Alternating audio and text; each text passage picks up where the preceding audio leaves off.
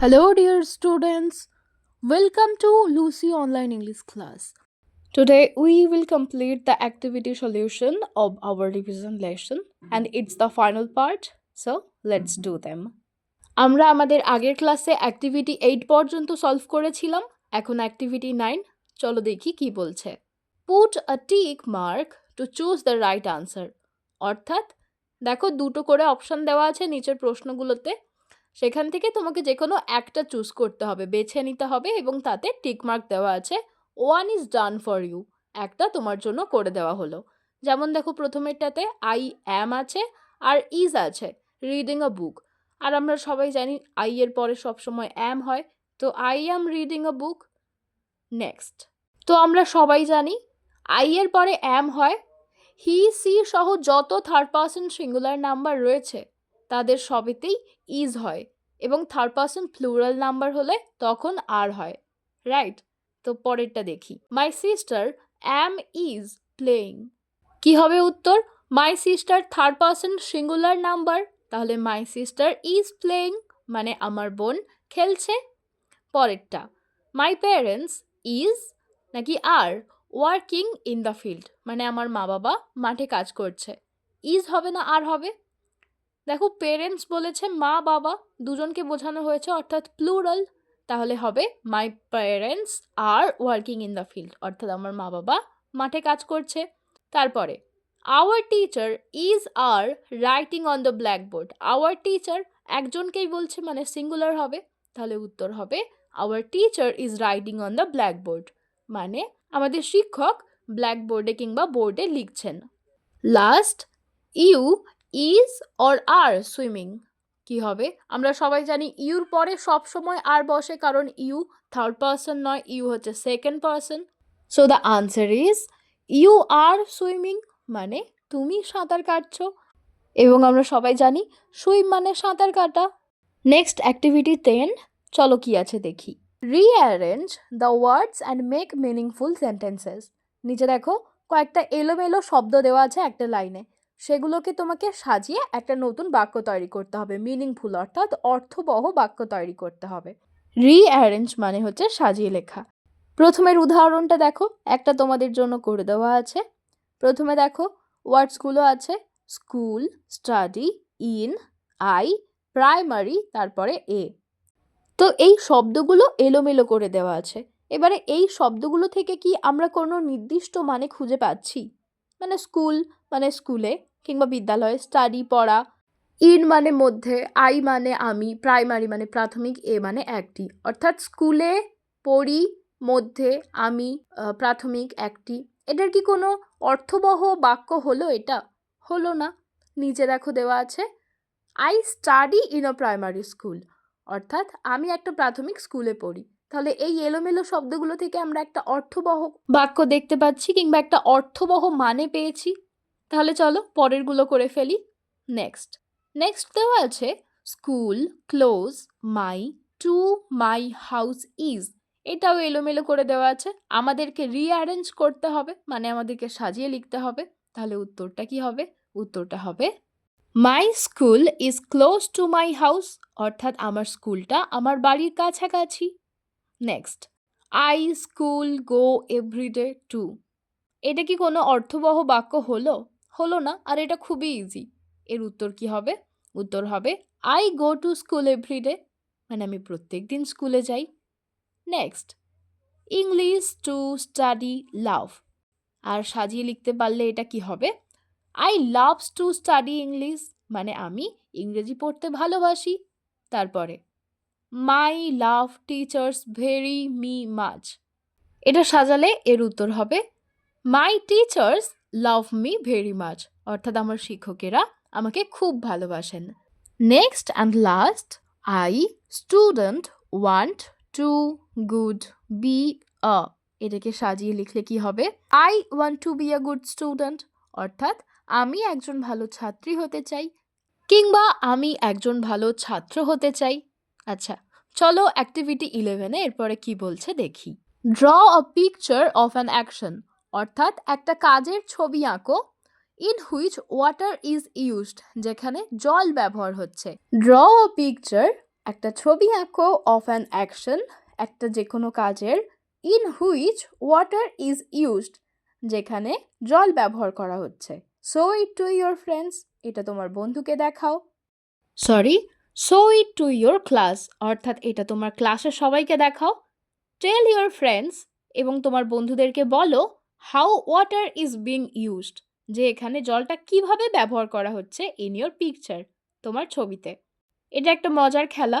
তুমি একটা ছবি আঁকবে যেখানে জল ব্যবহার করা হচ্ছে এবং তুমি তোমার পুরো ক্লাসকে সেটা দেখাবে এবং তুমি তোমার বন্ধুদের জিজ্ঞাসা করবে যে তোমরা এবারে বলো এই ছবিতে জলটা কিভাবে ব্যবহার করা হচ্ছে। চলো আমরা সবাই মিলে এই মজার খেলাটা খেলি। প্রথমে তোমাদেরকে একটা ছবি দেখাই। দেখো, এই ছবিতে দেখতে পাচ্ছ যে একটা ছেলে তার আঁকা ছবি তার ক্লাসকে দেখাচ্ছে এবং সেই ছবিতে আর একটা ছোট ছেলে চারা গাছে জল দিচ্ছে। তাহলে এটাকে আমরা কিভাবে বলতে পারি? দিস ইজ মাই পিকচার, এটা আমার ছবি। ইন দিস পিকচার, এই ছবিতে ওয়াটার ইজ বিং ইউজড, মানে জল ব্যবহার করা হচ্ছে, to water the plants in the garden, বাগানের চারা গাছগুলোতে জল দিতে। তাহলে এখানে জল ব্যবহার করা হচ্ছে বাগানের চারা গাছে জল দিতে। The boy is using a hose, মানে সেই ছেলেটা, মানে ছবির ছেলেটা একটা জল দেওয়ার পাইপ ব্যবহার করছে টু স্প্রে ওয়াটার, গাছে জল দিতে, অন দ্য ফ্লাওয়ার্স, ফুলেদের ওপরে, অ্যান্ড ভেজিটেবলস, এবং সবজিদের ওপরে, সো দে ক্যান গ্রো, যাতে তারা বেড়ে ওঠে। এটাকে তোমরা নিজেদের মতো করে লিখতে পারো, নিজেদের মতো করে বন্ধুদের সাথে খেলতে পারো। চলো দেখি নেক্সট কি বলছে। Activity 12, seasons in my country, অর্থাৎ আমাদের দেশের ঋতু।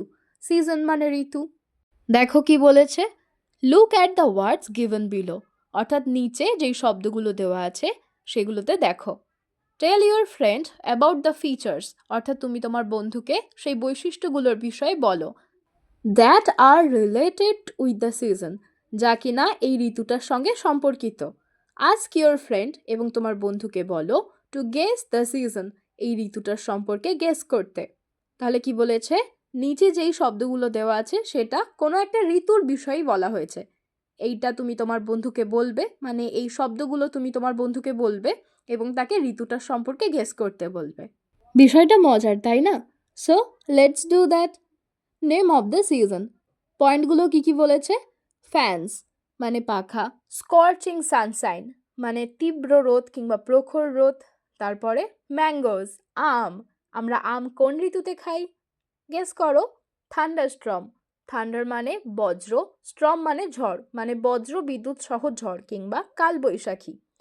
হিট মানে খুব গরম, সোয়েট মানে ঘাম, থ্রাস্ট মানে তৃষ্ণা কিংবা জল খাওয়ার পিপাসা। বিশেষত কালবৈশাখী খুব গরম এবং আমের কথা শুনে আমরা খুব সহজেই গেস করতে পারছি হোয়াট ইজ দ্য সিজন।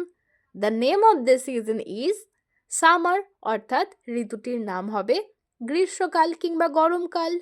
এবার আমাদের কি করতে হবে, এই সামারের সম্পর্কে কিংবা গ্রীষ্মকালের সম্পর্কে 5টা সেন্টেন্স লিখতে হবে। So let's do that.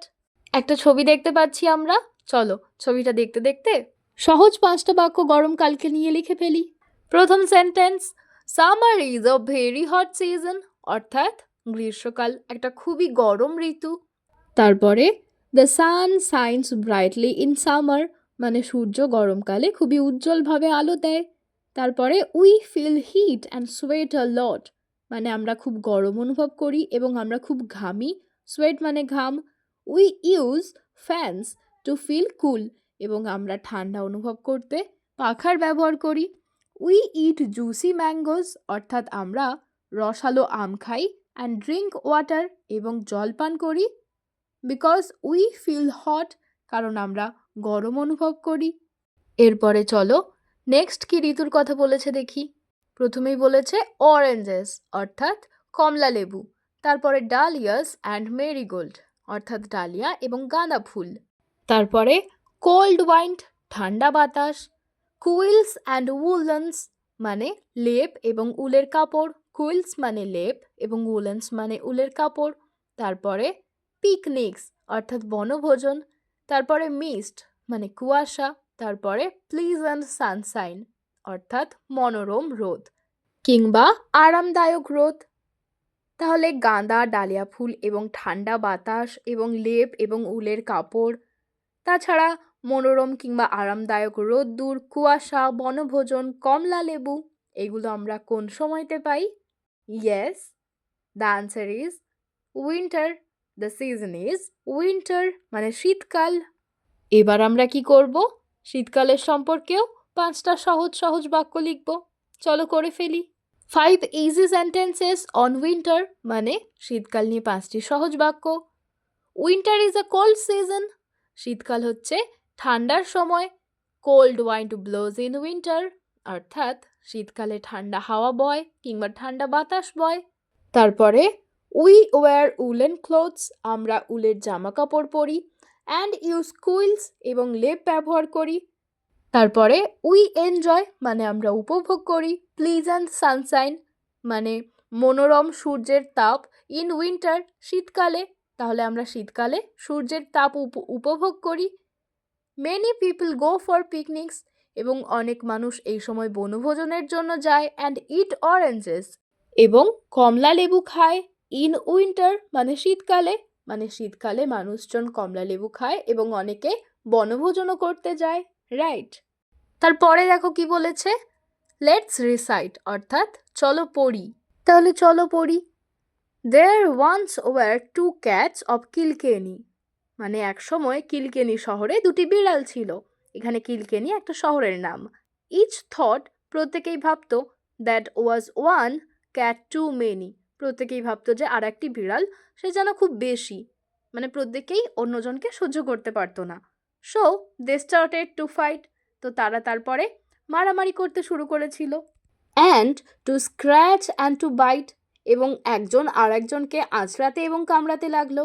নাও, এখন ইনস্টেড অফ টু ক্যাটস, মানে এখন দুজনের পরিবর্তে দেয়ার আর নট এনি, মানে এখানে 2টো বিড়ালের বদলে এখন কেউই নেই, কারণ দুজনই মারা গেছে, দুজনই মারামারি করছিল।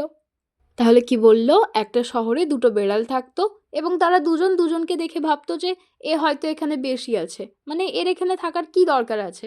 তারপরে তারা মারামারি করতে শুরু করলো, একজন আর একজনকে আঁচড়াতে কামড়াতে শুরু করলো, আর তারপরে এখন তাদের দুজনের মধ্যে কেউই নেই।